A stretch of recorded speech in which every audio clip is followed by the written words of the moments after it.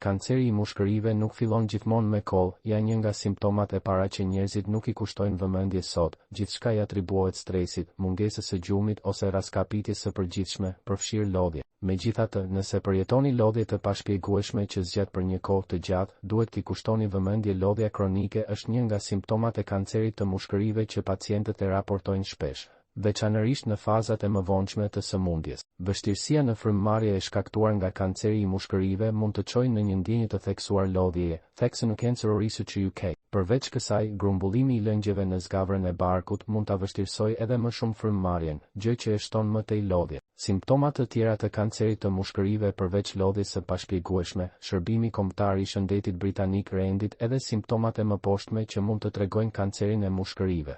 Një koll që nuk largohet pas 3 javësh, një koll e vazhdueshme që përkeqësohet, infeksione të përsëritura të frymëmarrjes, kollitja me gjak, dhimbje gjoksi gjatë frymëmarrjes ose kollës, frymëmarrje e vazhdueshme, humbje oreksi ose humbje peshë e pashpjegueshme. Simptomat më pak të njohura përfshin ndryshime në gishta si trashje e majave, vështirësi në gëlltitje dhe dhimbje gjatë gëlltitjes. Kur të kërkoni ndihmë mjekësore, nëse vëreni ndonjë nga këto simptoma, është e rëndësishme të kërkoni kujdes mjekësor sa më shpejt të jetë e mundur. Diagnoza e hershme rrit shanset për trajtim të suksesshëm. Shumica e rasteve të kancerit të mushkërive lidhen me pirjen e duhanit, por edhe jo duhanpirësit mund ta marrin këtë sëmundje. Lënia e duhanit në çdo kohë zvogëlon rrezikun, pas 12 vjetësh bie me më shumë se 50 dhe pas 15 vjetësh pothuajse arrin nivelin e jo duhanpirësve, sipas Shërbimit Shëndetësor Kombëtar Britanik. Përveç lënies së duhanit, një dietë e ekuilibruar dhe ushtrimet e rregullta gjithashtu ndihmojnë në uljen e rrezikut. Shërbimi Kombëtar i Shëndetit rekomandon 150 minuta aktivitet të moderuar në javë, si ecje ose ciklizëm, si dhe stërvitje për forcë 2 herë në javë.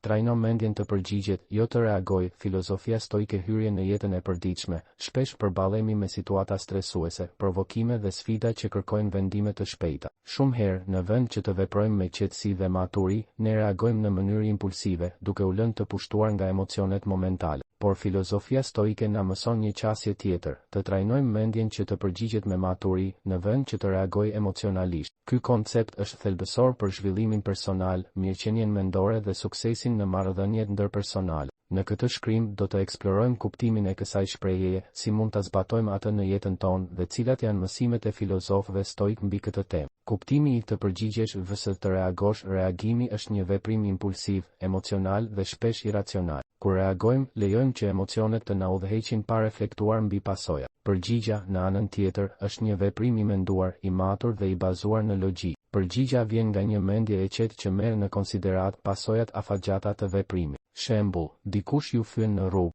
Nëse reagoni, mund të zemëroheni dhe të kundërpërgjigjeni me fjalë të ashpra, duke përkeqësuar situatën. Nëse përgjigjeni, mund të vendosni të qëndroni të qetë, të analizoni situatën dhe të zgjidhni një mënyrë të mençur për ta trajtuar atë. Mësimet e stoicizmit mbi kontrollin e emocioneve. Filozofët stoik si Epikteti, Seneca dhe Mark Aureli na mësojnë rëndësinë e kontrollit të emocioneve dhe ruajtjes së qetësisë mendore. Sipas tyre, ne nuk kontrollojmë botën e jashtme, por mund të kontrollojmë mendjen tonë. Epikteti thoshte, nuk janë ngjarjet që na shqetësojnë, por mënyra se si ne i interpretojmë ato. Kjo do të thotë që ne kemi fuqinë të zgjedhim si ti përgjigjemi një situate, në vend që të lejojmë që ajo të na kontrollojë. Durimi dhe reflektimi janë shenja të një mendjeje të fuqishme. Seneca këshillonte, nëse dikush të zemëron, dije se kjo ndodh sepse ja ke dhënë lejen të shqetësojë. Ky mendim na kujton se ne jemi përgjegjës për emocionet tona dhe se nuk duhet të lejojmë të tjerët të diktojnë gjendjen tonë shpirtërore. Vepro me arsyetim, jo me ndjenja impulsive.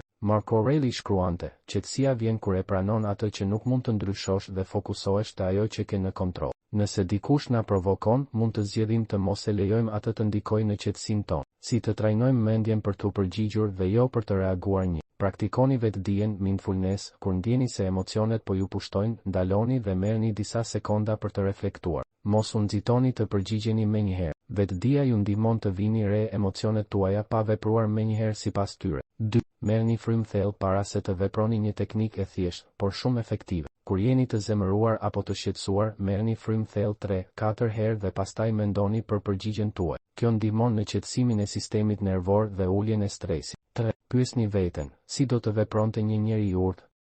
Para se të veproni, mendoni për dikë që e respektoni për mençurinë e tij. Çfarë do të bënte ai në këtë situatë? Kjo do t'ju ndihmojë të merrni një vendim më të matur. 4. Shkruani mendimet tuaja. Një teknikë stoike është të shkruani ndjenjat dhe mendimet tuaja çdo mbrëmje. Kjo ju ndihmon të analizoni mënyrën se si keni reaguar gjatë ditës dhe të mësoni nga përvojat. 5. Fokusohuni tek ajo që mund të kontrolloni në vend që të shqetësoheni për sjelljen e të tjerëve. Fokusohuni te mënyra se si ju i menaxhoni ndjenjat dhe veprimet tuaja. Kjo do t'ju ndihmojë të shmangni reagimet impulsive. 6. Praktikoni tolerancën dhe mirësinë kur dikush ju provokon. Në vend që të reagoni me zemërim, provoni të shprehni mirëkuptim. Kjo nuk do të thotë të pranoni padrejtësinë, por të zgjidhni një qasje të mençur për ta trajtuar situatën. 7. Mos lejoni emocionet të ju kontrollojnë kur ndjeni zemërim, stres ose trishtim. Kuptoni se këto janë emocione kalimtare. Trajnojeni veten të mos merrni vendime në ndikimin e tyre.